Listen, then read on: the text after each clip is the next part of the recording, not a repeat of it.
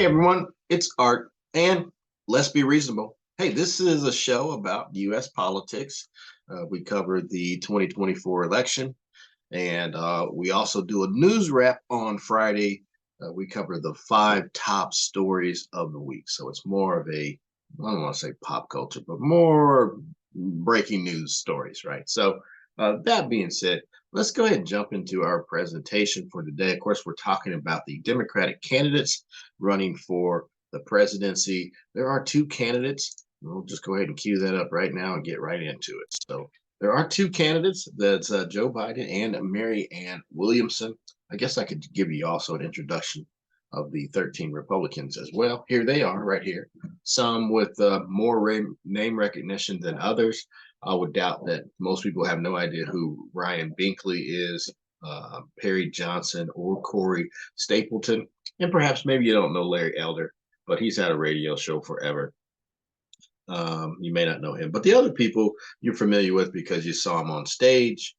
If you've watched the two debates, you maybe not so familiar with Bergman, but you do know or have cursory knowledge of Chris Christie, Ron DeSantis, Nikki Haley, Mike Pence, Tim Scott, Vivek, and of course, everybody knows Donald Trump, right? So, rightly or wrongly, right? So, and I ain't talking bad about it. I'm just saying that, I mean, at the end of the day, we all know that's Donald Trump. So, when you look at the candidates, we want to look at their platform and we want to look at what they are offering the American people during this election cycle. So the first thing I want to do is cue up Joe Biden's re-election video, and we'll talk about it on the other side. We'll also spend some time talking about Marianne Williamson's video as well. So let's do that, and then we'll talk on the other side.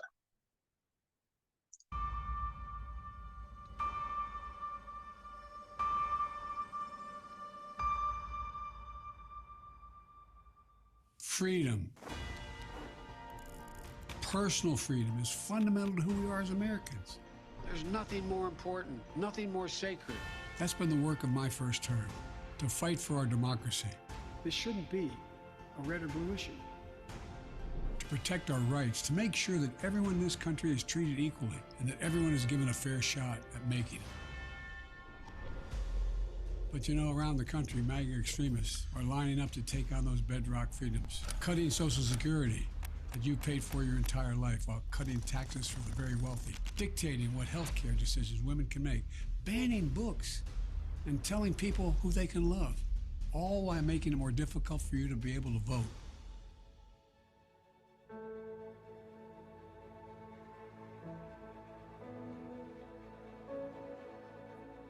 When I ran for president 4 years ago, I said we're in a battle for the soul of America, and we still are. The question we're facing is whether in the years ahead we have more freedom or less freedom, more rights or fewer. I know what I want the answer to be, and I think you do too.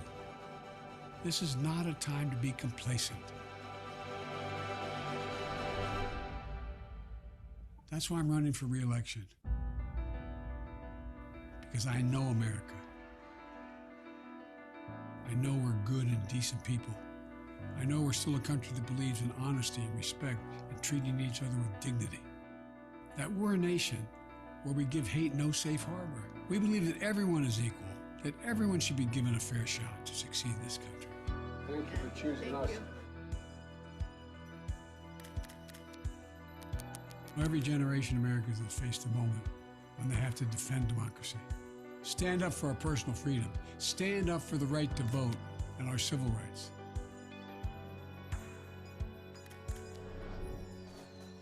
And this is our moment.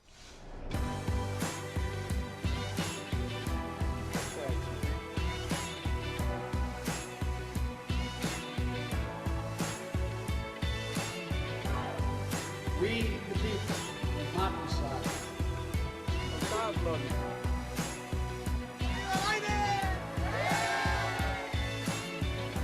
So if you're with me, go to joebiden.com and sign up.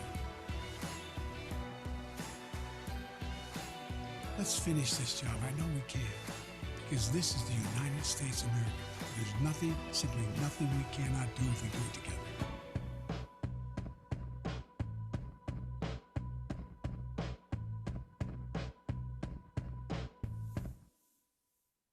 All right.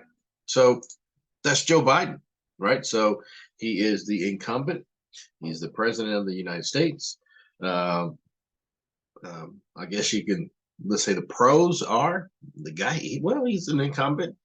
He's got some numbers up on the board. He's got the CHIPS Act passed, bipartisan, right?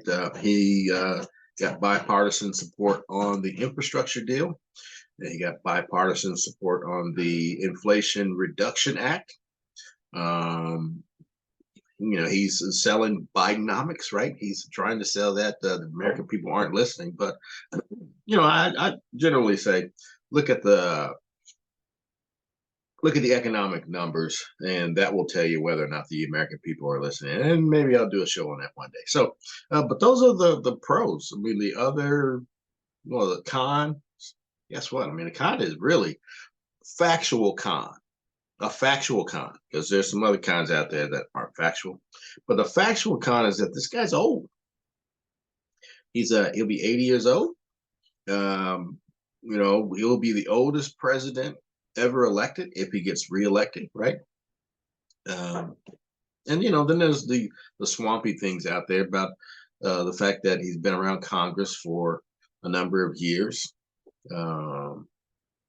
That's not a crime, right? But he's just been a fixture around Washington. So take it or leave it. That's just part of what comes with him. So, and for the most part, the other stuff that's alleged, I mean, the Biden crime family piece that you hear a lot about on a lot of the right-wing media talking portals. It's alleged, right? So we don't know if any of that's true. I do know they have a vested interest in trying to get Joe Biden to look as dirty as possible, because their client or candidate, in most cases, if it's Donald Trump, sets up horrible as a candidate. So, I mean, his favorabilities are horrible. They want Joe Biden to look just as bad. Trump's approval rating was in the 30s when he left office. Biden's in the 30s. So, I mean, comparatively speaking, you're kind of talking about people in the same kind of window. So none of those things set up well or to be easy. But if he's running against Donald Trump, I think that's probably what they would want. Now, that makes the election a yawn fest, and that probably will depress some people and keep them from coming out. No, knowing that be the case, that's Joe Biden. I don't have anything. Personally, I think he's a decent dude. I'm not going to say he's always gotten it right. He hasn't. And I can't say anybody ever gets it right 100% of the time. He's probably learned some lessons over the years, and he's talked about some of those lessons. And I don't, begrudge or take that away from him. So, hell, anybody can be wrong. It's a fallacy to think that you're going to be right all the damn time, because that's not going to be the case. So anyway, that's Joe Biden. Let's hear about Marianne Wilson and see what she has to say. So. Marianne Williamson, and I want to begin this video by telling you why I am the candidate who can defeat Donald Trump in 2024. The campaign will be very different than 2020, but in some ways it will be like 2016. It will be about the rage and despair that people feel all around this country at the idea, the thought, and the experience that their government has neglected them, that their government has abandoned them. And I'm talking about the vast majority of American people who, I'm sorry, aren't that impressed by an infrastructure bill. Why? Because they're having a very difficult time feeding their children. They're having a very difficult time making ends meet. They're having a very difficult time living on just one job. They are terrified of the future, terrified for the future economically. They don't even see how they'd ever be able to buy a house. In many cases, they don't even know how they can rent a place to live in. They don't know how they're going to send their kids to college. They don't know how they're ever going to pay off these college loans. And in many cases, they're afraid about whether or not, when they reach the age of full blossoming in their lives, there might be full swaths of continents literally uninhabitable because of the heat. That's what's really going on in America today. And the Democratic Party is really, really missing the boat if they don't realize that. I'm going to beat Donald Trump in 2024 by offering the American people so much more. That is what the Democratic Party should stand for. That is always what the Democratic Party should stand for. And yet, in too many cases, the American people have experienced our party as playing footsies underneath the table with the same corporate entities that they know are screwing them with the other party. People know that they don't have universal health care because of the insurance companies. People know that they're rationing their insulin to the tune of more than 1 million of us because of the greed of the pharmaceutical companies. People know that we're giving more oil drilling permits right now than we even gave to Trump because of the greed of big oil. And people know that we have fought wars in this country in our lifetime that were driven more than anything else by the greed of the defense industry.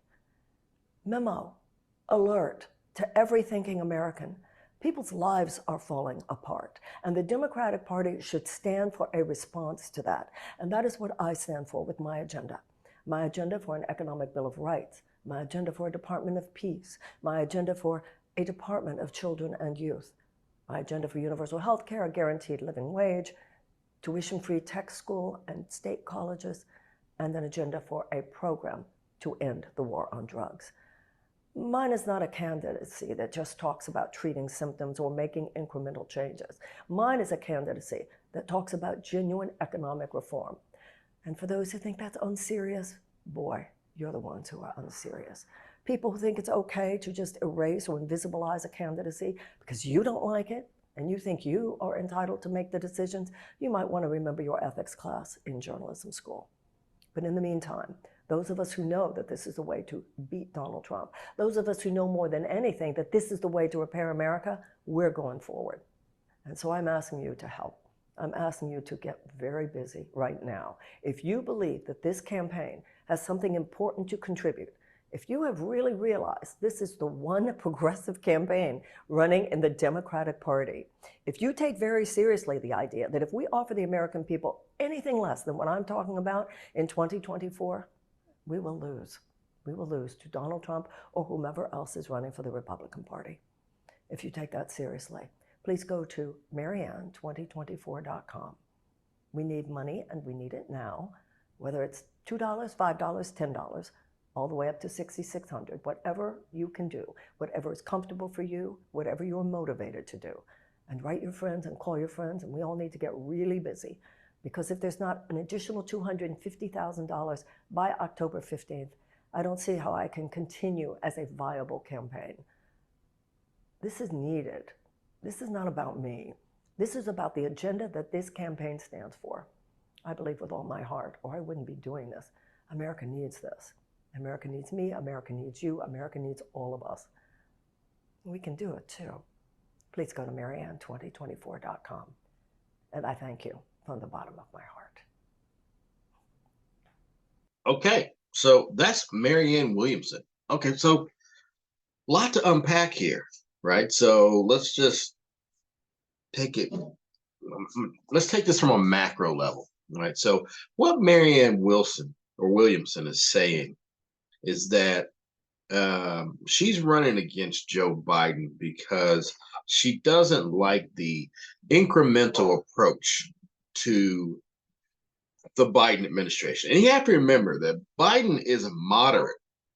Marianne Williamson is definitely on the left, far left, on the progressive side of this equation. So when you see her saying things like rage and despair, okay, I get it. It's because of the incremental nature of what the Biden administration has done. I gave you some and she mentioned infrastructure, right? So I gave you infrastructure. I gave you the Inflation Reduction Act and a few other things, right? Those are all things around the edges.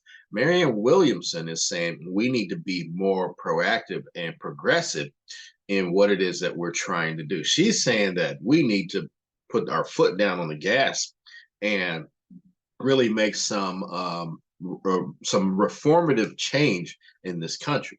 And the things that she's talking about, she's not wrong. She definitely is wrong. I don't care, and this is the part, from both sides of the aisle, Republican and Democrat. I can tell you that there is rage and despair on both sides. So they're all the rage and despair is because of some of the same reasons. Look, wages have gone nowhere. Of course, it's on the rise right now, correct? But inflation is just as high, right?